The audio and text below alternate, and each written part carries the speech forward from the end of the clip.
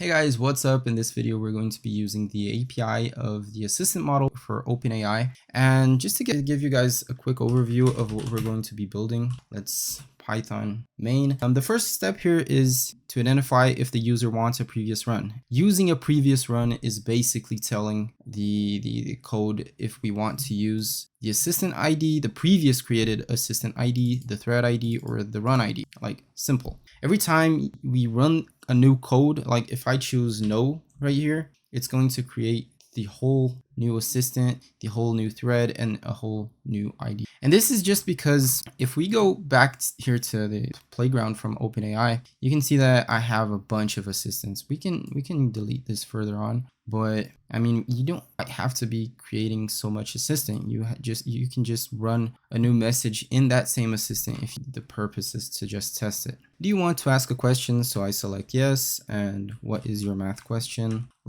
Let's use the same question that I've made before and just wait a while for the magic of OpenAI to work. And there you go. User says solve this problem. Assistant responds with the solution is blah, blah, blah. Then we get the interpreter code. This code was built like this is similar to when you go to ChatGPT and you ask it, like, let's just ask this same problem right here. Solve this problem, 3x plus c. Like, this is what he's going to be creating, right? This is the code that he uses in Python to resolve the math question. And to get that code back, we're going to be fetching this interpreter code from the API. Okay, so let's go back to our code. Let's just place a no here, like we don't want to make any further questions. Clear. Nice. Now in the code, the first things we need to do is the imports. Basically importing the OpenAI, obviously. And this OpenAI, if you guys haven't updated your OpenAI, you might get an error from trying to use this with the new functions. Okay, this is simply because you need to update your OpenAI. And to do this, it's basically like do a pip uninstall the OpenAI and install it again. And I've previously tried to just update it, but it didn't work. So I really recommend you guys to just uninstall it and install it again. Import.env, this is because we're going to be using .env file, and for you guys that don't know how this .env file will be, see we're getting this variable here, and the .env file will basically be something like this. Considering that this red string right here is your OpenAI API key that you can be getting from right here in the API keys. Next up is the import for sleep from the time library, then the import for using JSON. This is because we're going to be writing down our thread ID right here in this JSON file here. And this types, this is basically for us to maintain the same structure of data. I mean, instead of using thread ID to identify the ID, I want to always use thread ID. So this is just for that purpose. Then we have the .env being loaded. We place the client of OpenAI here in this client variable. And the next thing we're going to do is to ask the user if he wants to use that previous run. And there you go. It's just like a simple input instruction. And that is the input that shows right here. Let's play this again. See, this is what shows up. And based on the response, that response will be saved in the use variable. If yes, like if the user chooses that yes, he wants to use that, then it will open up the run JSON file and place every data like the assistant ID, the thread ID, and the run ID using this simple namespace. This will maintain a structure of assistant.id, because of this ID right here, will be equivalent to what is inside here. Okay, and that's the structure that we want to be following. Now, if the user chooses to not run from the previous file, then it will start to execute this whole process. And at the first time that you're going to be executing this, you're not going to be using a previous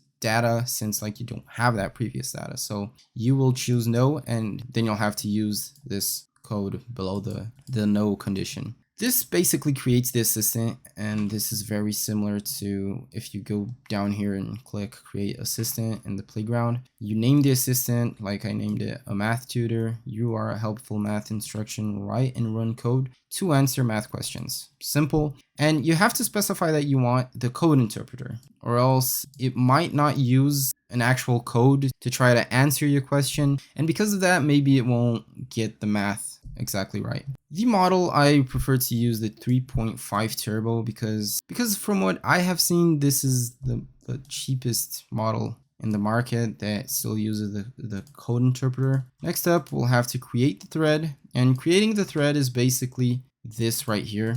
Like here in the playground, whenever you type any message like what is 2 plus 2, it adds and runs, right? So it created the thread. See, you get this ID right here. And like, if you guys want to use the same thing that you created here in the playground to see like how your code is actually executing from the assistance model in the playground and in your code, you could just get this assistant ID right here and replace it in this JSON file. But just continuing, the create thread right here, it kind of creates this template in which this template will have messages put to it. Next up, we're going to do a while true, and this while true is basically going to run an infinite loop until the user says that he doesn't want to make any questions anymore, and choosing no will break this loop and will end the code.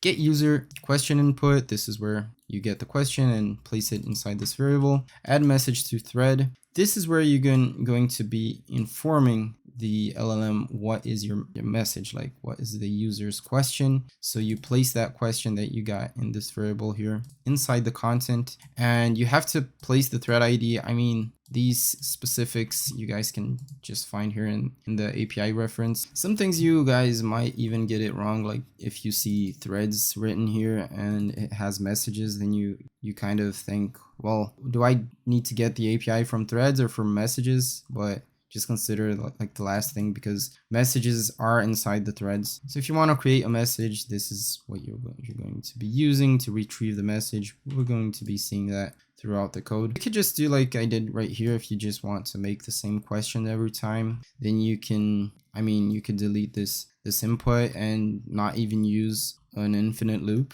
But yeah, using the infinite loop will just guarantee that you go through this loop every time and run everything needed so that the assistant model responds to your every question. Next up, you have to create the run. This basically informs the assistant that you want to run the thread ID equivalent to that thread ID that we've created in the assistant ID that is the assistant ID of what we just created. Next up, it's a part of our code here, and in this we're going to save that data to the JSON, right? So we can access it further on. Like if you stop this code right here, you can still choose to use the previous run back there and just get the same assistant ID, thread ID, and run ID that we've created previously. Retrieve information about the run and wait for it to complete. So this is kind of tricky because it's a workaround for using asynchronous calls in Python. I mean, this is not really ideal because you're gonna have to always use this run right here.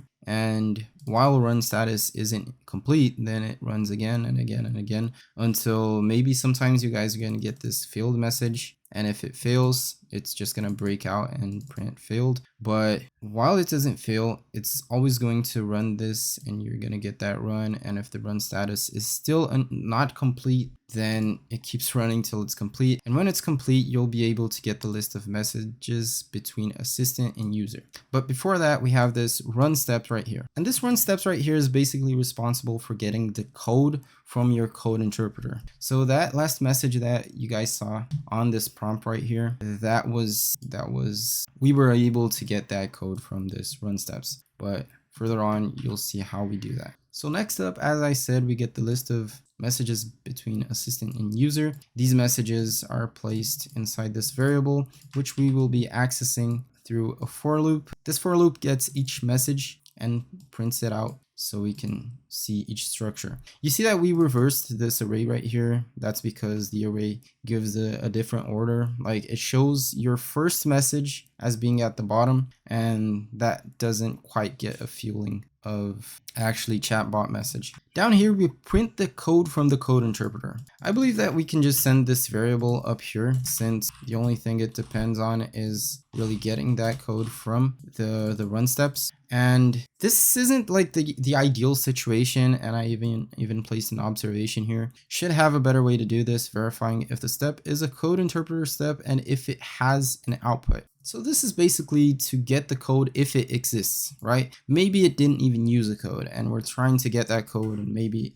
it will just bug our whole application. So let's do a final example here just so you guys really understand what's going on. First up, we're going to use that same question, and you see that I've informed it that I don't want to use a previous run. So it's going to create a whole new fresh ID for everything. And after it creates it, we're going to ask another question, and this other question will just show us how the sequence is really built and demonstrated. It took quite a while, but it responded. So it gave us here: the user solved this problem, assistant got like the instructions to resolve it, then the assistant responded again with the solution to the equation. And down here we get the interpreter code instructing how it actually done the code. And now, do you want to ask a question? Yes, I want to ask another question. Let's just change from solve this problem. 2x plus 10 equals to 50. So what is your math question? And solve this, right? That's the same text we got previously. And now it's instructing it to solve this problem right here.